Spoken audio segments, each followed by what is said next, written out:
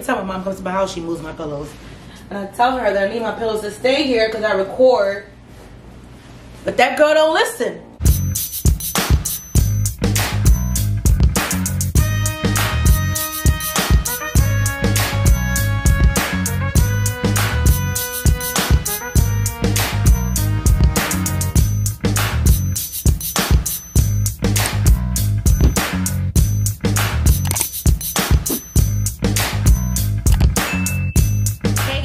It's V, and welcome back to my channel. I missed last night's episode, but I'm back today. I'm kind of glad I missed last night's episode. It was abnormal. I don't know. It was just a lot. Let's get into tonight's episode. Well, tonight we said goodbye to Jared, his scarves, Chauncey, Bella, Chaz, and Kat. Honestly, I feel no type of way. Chauncey, kind of wish I would have saw her a little more just because she's so pretty. I'm having a hard time believing Isaiah and Phoebe were safe. I don't believe that. If there was a recoupling before this vote, we would have had different results. What can I say? Sometimes Love Island gets it, sometimes they don't. But the people that went home, I don't feel no type of way. Bye. Courtney, she's having a chat with Chad after almost being close to going home and being a part of the least favorite couples. Her mind is working on overdrive. She believes her and Chad are on different pages, that us, the public, are seeing something that she's not. Courtney has been on the bottom by herself and when she was in another couple. And with Felipe. She has been on the bottom with every couple and by herself. Courtney, don't you think maybe it's just you? But nope, that's not how Courtney's brain works. It's everybody else, not her. Courtney has a good one. Chad, he's unbothered, unfazed. He feels like they're fine. They're on the same page. He has no worries. Courtney got a good one and she's about to just mess it all up. But in their convo, Phoebe's name comes up. Chad, he downplayed the situation. Isaiah and Sydney, the youngins, like there's no way on God's green earth that those two, Phoebe and Isaiah, weren't at the bottom. I refuse to believe that. Love Island got to start posting the poll results. Rant over. Sydney, she wants to leave the past in the past. She wants to move on from Casa Amor. She lets Isaiah know, boy, you still have to prove yourself to me. Isaiah's just happy he's out the fucking doghouse. Sydney did say the outside world people might not get it, but if Isaiah needed to do this to find out how deep his feelings were for her, then so be it. She kind of lost me a little bit with that. Like, okay. She said Isaiah checks all her boxes, so she's very happy with him. Their chat ended in a makeout session, so it's official. The youngins are back together. I just want to say, I found something else that I'm tired of hearing. And I'm tired of hearing checking all the boxes. Checking box, check, box, check, box. You know what? I'll take it. It's better than hearing, what's your love language? Oh my God. Bark and checking boxes and missing boxes, I'll take over hearing, what the hell is your love language any day. Phoebe and Chad. They had a chat. This is why we need live feeds. These weird combination and couples and talks and connections that come out the woodworks. Okay. Phoebe, she says she's in a vulnerable position. More like desperate. She says she feels a vibe with Chad. She felt a vibe with Isaiah. She felt a vibe with Chaz. Now she feels a vibe with Chad. She said she feels strong potential with Chad. Chad also said he's interested. He said he feels a vibe and their connection is dope. I don't see it. I don't feel it. I don't get it. This may be a potential throuple I'm genuinely not interested in. I hope they get over each other. As fast as Isaiah deaded Phoebe as soon as he got into the villa. Not watching no Phoebe and Chad. What the hell, Phoebe and Chad? That's like oil and vinegar. No. The hell? The hell were they both thinking? Bedtime. Ugh. It's still way too much bodies in the villa. When people stop sleeping outside, then we'll be fine. Sydney, she slept outside on the day beds with Isaiah. Timmy and Zeta, look what you guys started. Got everybody thinking they can sleep on a day bed when they're not a couple. Y'all are messing up the rules of the show and defeating the purpose of recoupling and coupling. troubling. If your name's not written next to each other, you shouldn't be in bed with one another. Courtney, she pressed Chad in bed. She asked him if he wants to continue with Phoebe because she can't do it. Chad said he wants to stay with Courtney. Chad, that is not what you said in the confessional. Don't get yourself stuck in a web full of lies. Girls talk. I gotta take a commercial break. I'm going to repeat this yet again. Timmy and Zeta run that villa. Everybody uses Zeta's lingo. Everyone goes to Timmy and Zeta for advice. Child, they run the villa. Zimmy Island. Chad goes to Daddy Timmy for advice on the Courtney Phoebe situation. Timmy said he doesn't like the fact that Courtney gave Chad an ultimatum. Timmy, he encourages Chad to get to know Phoebe if that's what Chad wants to do. But he says shit like this comes at a cost. Timmy, you know that firsthand. It worked out in Timmy's favor though. While the girls were getting ready, Courtney, she asked Phoebe about her chat with Chad. Phoebe said that her and Chad both shared that they're interested in one another. Courtney wasn't really fazed. It's either Courtney has a good poker face or she's just ditzy like that. Ooh, sorry, but... Okay, Courtney, you don't want sis to see you sweat. I get it. I get it. Courtney and Chad...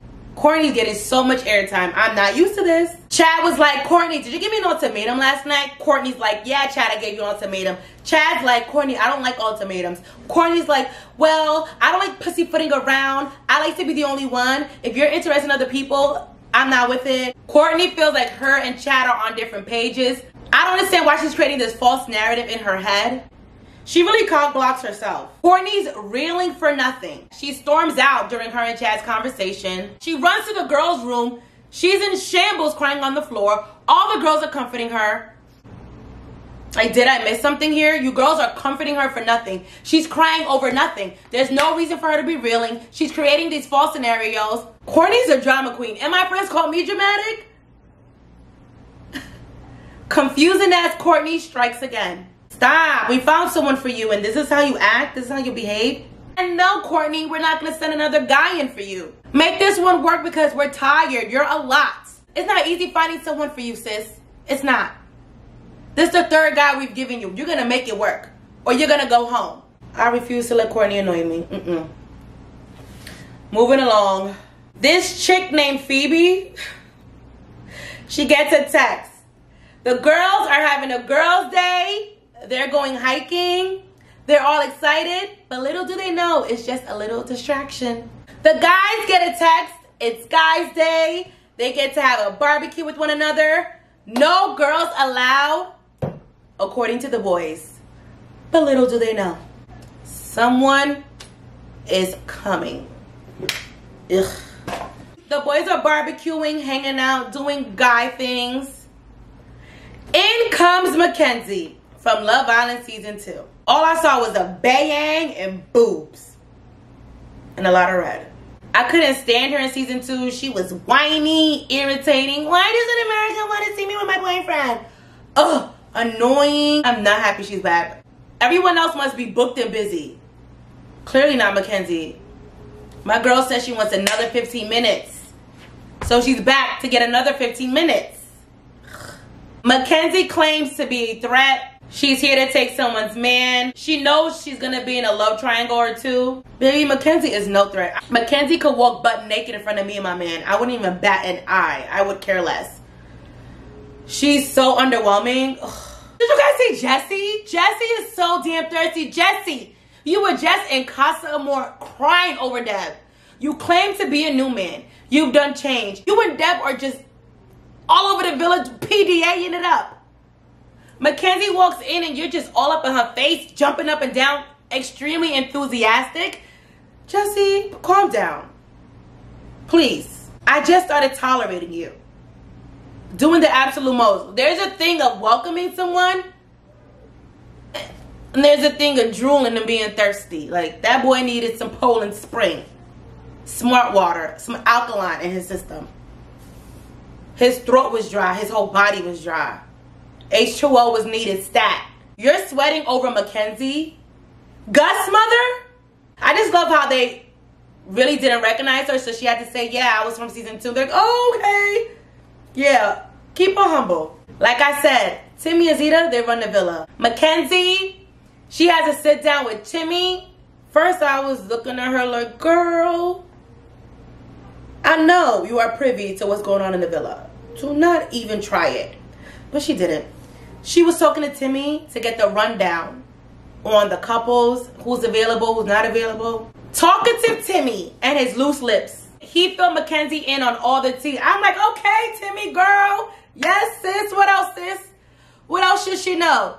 Come on, Timmy. Okay, so some convos Mackenzie had. She had a chat with Jeff.